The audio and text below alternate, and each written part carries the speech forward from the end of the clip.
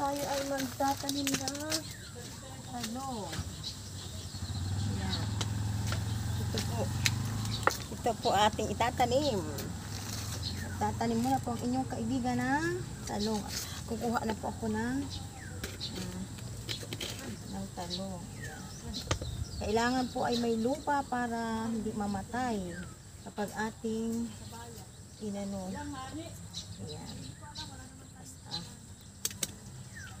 Agay-agayin po natin para po pag tinanim po natin ay hindi masyado siyang mabuhay po siya. Kailangan po ay may lupa. At ito nga po, tayo ay may bubutasan ng ating pagtataniman na talong.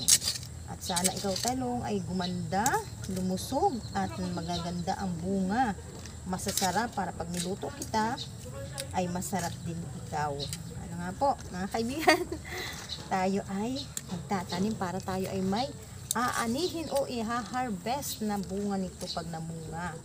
Ayan po, mga kaibigan. Ayan. Tanim-tanim muna tayo.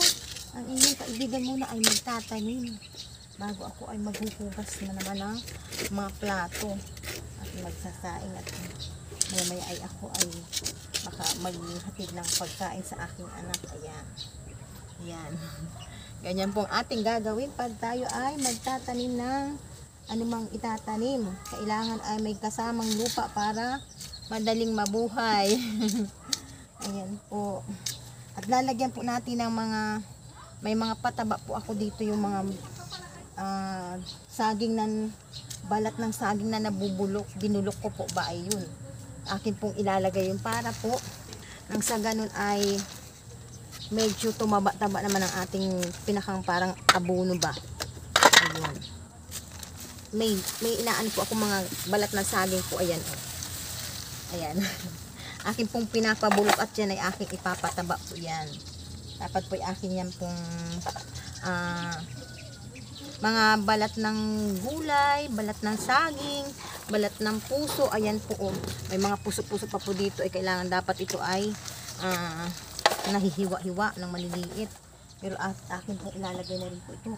Kahit ito pong mga ganito, pwede daw po yung pampataba. Tapos babayok-buuan natin po yung mga puno. Dalawa muna po ang aking itatanim at ayusin ko pa po aring part na ari. Dahil ito po ay puro mga halaman ko. Ay dun sa kabila, dun po inabaha din. Ay bahain man po din medyo summer naman. Baka hindi naman po babaha na din. Bago bumaha ay di makabunga na po ito. Hanggang sa muli po. Bye bye! See you po. At ipapakita ko po sa inyo. Ayan. Ipapakita ko muna sa inyo ang aking naitanim na. Ayan po yung mga